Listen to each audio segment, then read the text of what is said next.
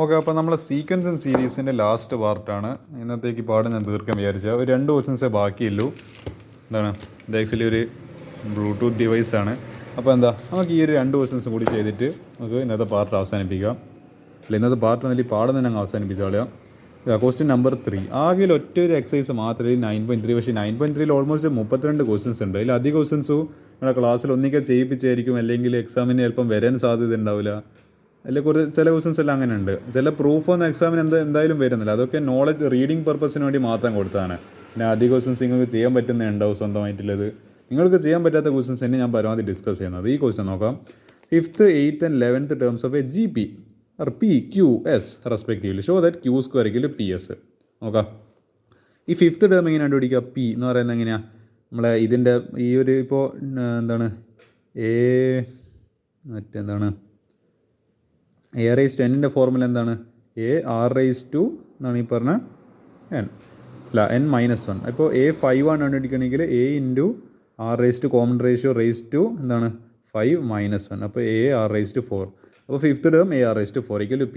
Q എന്ന് പറയുന്നത് 8th term എന്ന് പറയുമ്പോൾ Q ഈക്വൽ ടു A(r⁻7). ഈ എന്താണോ ഇവിടെയുള്ള നമ്പർ അതിനെക്കാട്ടും ഒന്ന് കുറവായിരിക്കും ഇതിൻ്റെ പവർ എന്ന് പറയുന്നത്, അത് Q.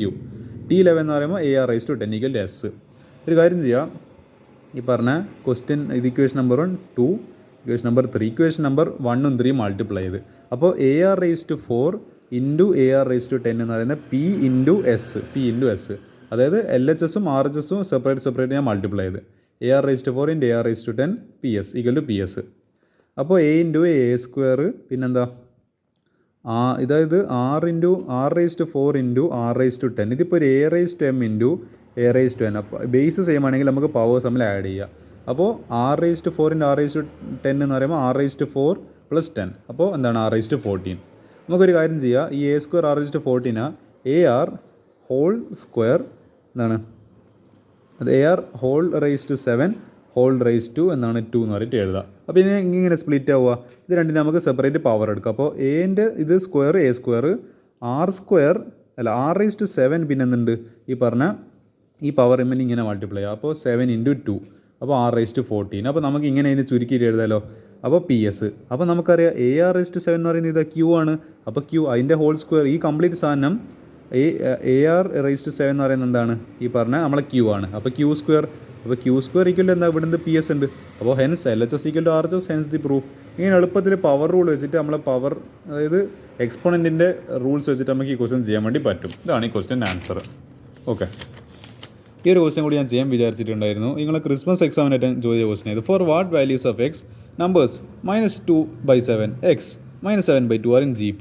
അപ്പോൾ 3 നമ്പേഴ്സിന് -7/2 എക്സ്, ഇത് ഇവിടെ ഒരു ചെറുതായിട്ട് മാറിപ്പോയി, ഞാൻ വേണ്ടി ഒന്നും കൂടി എഴുതി തരാം. -2/7 എക്സ് -7/2. ഇതാണ് 3 നമ്പേഴ്സ് എന്ന് പറയുന്നത്. നമുക്കറിയാം ഒരു 3 നമ്പേഴ്സ് ഓഫ് എ GP തന്നിട്ടുണ്ടെങ്കിൽ ABC എന്ന് പറഞ്ഞിട്ട് 3 terms of A GP. We know that the square of the middle term is the product of the first and third term. അപ്പോൾ B² എന്ന് പറയുന്നത് എന്താണ് AC ആണ്. അപ്പോൾ എനിക്കൊരു കാര്യം ചെയ്യാമല്ലോ, ഈ നടുക്കത്ത് ഇപ്പോൾ -2/7 എക്സ് പിന്നെന്താ -7/2. ഒരു കാര്യം ചെയ്യാമല്ലോ എനിക്ക്. അപ്പോൾ നടുക്കത്തെ ടേമിൻ്റെ സ്ക്വയർ, അപ്പോൾ എക്സിൻ്റെ സ്ക്വയർ ഈക്വൽ ടു ഇത് രണ്ടിൻ്റെ സം എടുത്താൽ മതിയല്ല, മൾട്ടിപ്ലിക്കേഷൻ എടുത്തപ്പോൾ -2/7 ഇൻറ്റു -7/2. മൈനസും ക്യാൻസൽ, 2ഉം 2ഉം ക്യാൻസൽ, 7ഉം 7ഉം ക്യാൻസൽ. ഇനി എന്താകെ വന്നില്ല ബാക്കിയല്ലോ. അത് എത്രയാണ് ഈക്വലാണ്? X1 ഈക്വലാണ്, X² ഈക്വലാണ്. അപ്പോൾ X ഈക്വൽ ടു +or-1. ഇത്ര എളുപ്പമായിരുന്ന ക്വസ്റ്റിന്, ആനക്കാര്യമുള്ള ക്വസ്റ്റൻ ഒന്നുമല്ല, സിമ്പിളായിട്ട് ചെയ്യാൻ വേണ്ടി പറ്റും. ഈ ഒരു പ്രോപ്പർട്ടി അറിയെങ്കിൽ സിമ്പിളായിട്ട് ക്വസ്റ്റൻ ചെയ്യാൻ വേണ്ടി പറ്റും. അപ്പോൾ ഇത്ര ക്വസ്റ്റൻസ് നമ്മൾ സീക്വൻസ് ആൻഡ് സീരീസിലുള്ളൂ. ഞാൻ പരമാവധി നിങ്ങൾ ഇന്നേ വരെ കാണാത്ത ഇന്നേ വരെ ഇങ്ങനത്തെ ഒന്നും വേർഡ് പ്രോബ്ലംസ് ഒന്നും കാണാത്ത ഇവിടെ അതായത് ആനുവൽ റേറ്റ് ഓഫ് ഇൻട്രസ്റ്റ്, മറ്റേ ബാക്ടീരിയൻ്റെ ക്വസ്റ്റ്യന്, പിന്നെ ഇതെന്തെന്നാ മറ്റേ എൻട്രൻസ് ലെവൽ കീമിനെല്ലാം വരുന്ന ക്വസ്റ്റ്യൻ, ഇതടക്കം ഞാൻ നിങ്ങൾക്ക് വേണ്ടി ഡിസ്കസ് ചെയ്തിട്ടുണ്ട്. പിന്നെ ഇത് എനിക്ക് ഒന്ന് അത്ര ഇമ്പോർട്ടൻ്റ് ആയിട്ടുള്ള ക്വസ്റ്റ്യൻ ആയിരുന്നില്ല, അതുകൊണ്ട് ഞാനത് സ്ക്രീൻഷോട്ട് എടുക്കുന്ന ഒരു അവസരം തന്നു കഴിഞ്ഞ പാർട്ടിൽ. അപ്പോൾ വേറൊരു കാര്യമുണ്ട്, അത് ഒരു മിനിറ്റ് നമുക്ക് ഈ പാഠം അവസാനിപ്പിക്കാം. പക്ഷേ അതിൻ്റെ മുൻപ് ഞാൻ കഴിഞ്ഞ പാർട്ട് 1, ഇത് പാർട്ട് 2 ആണല്ലോ, പാർട്ട് 3 എന്നല്ല ഞാൻ പറയുന്നത്, പാർട്ട് 2 ആണ്.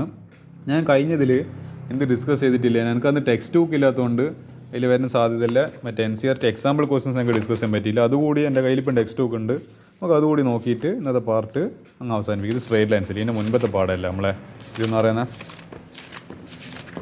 ഇതെന്താ ഈ പാഠം തുടങ്ങാത്ത സീക്വൻസ് ആൻഡ് സീരീസ്. പണ്ട് AP യും ഹാർമോണിക് പ്രോഗ്രഷനൊക്കെ എല്ലാ വലിയ ചാപ്റ്റർ. അതിനിപ്പം കുഞ്ഞി വേറൊറ്റ ഒരു എക്സസൈസ് ചെയ്യുന്ന ഒരു ചാപ്റ്ററായിട്ട് മാറിയിട്ടുണ്ട്.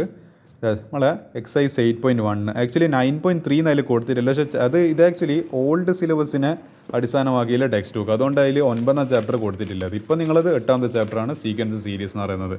ഈ പേജ് നമ്പർ 141 എക്സാമ്പിൾ 8 ചെയ്യുക, അത് എക്സാമിന് വരും. പേജ് നമ്പർ 143 എക്സാമ്പിൾ 11 ചെയ്യുക, അത് എക്സാമിന് വരും.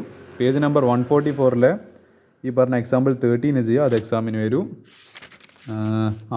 ഇത്ര ക്വസ്റ്റ്യൻസ് നിങ്ങൾ ചെയ്ത് നോക്കുക. അപ്പോൾ ഇത്ര എന്താണ് വരാൻ സാധ്യതയിൽ NCERT എക്സാമ്പിൾ ക്വസ്റ്റ്യൻസ് ഡിസ്കസ് ചെയ്ത്.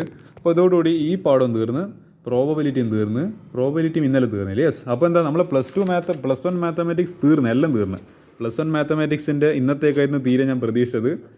ഞാൻ ഡേറ്റും എഴുതി തരാം, 24/02/2025. ഇന്നത്തേക്ക് +1 മാത്തമാറ്റിക്സ് ഇസ് ഫിനിഷ്ഡ് സുഹൃത്തുക്കളെ, എൻ്റെ ഒരു ചാപ്റ്റർ. അപ്പോൾ ഏതായാലും എനിക്ക് സമാധാനമായിട്ടുണ്ട്. എല്ലാം +1 മാത്തമാറ്റിക്സിൻ്റെ ഒരു പ്ലേലിസ്റ്റ് ഞാൻ വളരെ ഓൾമോസ്റ്റ് ഞാനൊരു അതായത് എന്നാ പറയേണ്ടത്, ഒരു സീക്വൻസ് സീരീസിൻ്റെ പാർട്ട് 1 വരെ ഞാൻ ചെയ്ത് വെച്ചിട്ടുണ്ട്. അതിന് ശേഷമുള്ള ചാപ്റ്റേഴ്സ് എല്ലാം ഞാൻ തീർത്തിട്ടുണ്ടായിരുന്നു. പക്ഷേ ഇതിൻ്റെ ഈ പാർട്ട് 2 അല്ലെങ്കിൽ ഈ പാഠം തീർക്കാത്തത് കൊണ്ടാണ് ഞാൻ പിന്നെ മുന്നോട്ട് പോകുന്നത്. ആ ഒരു ഓർഡർ തന്നെ കിട്ടിക്കോട്ടെന്ന് വിചാരിച്ചിട്ടാണ് ഈ ഒരു ഇന്നത്തെ വീഡിയോ അതായത് തീരുന്നവരെ ഞാൻ ഇങ്ങനെ കാത്തിരിക്കുന്നത്. പ്ലേലിസ്റ്റ് ഒന്ന് എക്സ്പാൻഡ് ചെയ്തിട്ട് ഒന്നാമത്തെ സെറ്റ്സ് മുതൽ ലാസ്റ്റ് നമ്മുടെ ചാപ്റ്റേഴ്സ് പ്രോബബിലിറ്റി വരെ കംപ്ലീറ്റ് എന്നാണ് ഞാൻ ഇന്നത്തേക്ക് ഞാൻ പരമാവധി പറ്റുമെങ്കിൽ എൻ്റെ പ്ലേലിസ്റ്റ് ആക്കുന്നതായിരിക്കും. അപ്പോൾ +1 മാത്സ് മൊത്തം തീർന്നതിൻ്റെ ഒരു വാർത്ത ഞങ്ങൾ എന്തായാലും അറിയിക്കുകയാണ്. +1 മാത്സിന് NCERT series all questions all chapters നമ്മൾ തൊട്ട് പോയിട്ടുണ്ട്. അപ്പോൾ എത്രയൊക്കെ എനിക്ക് പറയാനുള്ളൂ. നിങ്ങൾ പരമാവധി ക്വസ്റ്റ്യൻസ് ചെയ്യുന്നതിലൂടെ മാത്രമേ നമുക്ക് ഒരു നോളജ് വർദ്ധിക്കുകയുള്ളൂ. പ്രത്യേകിച്ചിട്ട് നല്ല പേഷ്യൻസ് വേണ്ട സബ്ജക്റ്റാണ് മാത്തമാറ്റിക്സ്. അതിന് ആ രീതിക്ക് തന്നെ കൈകാര്യം ചെയ്യുക. അപ്പോൾ ഗുഡ് ബൈ.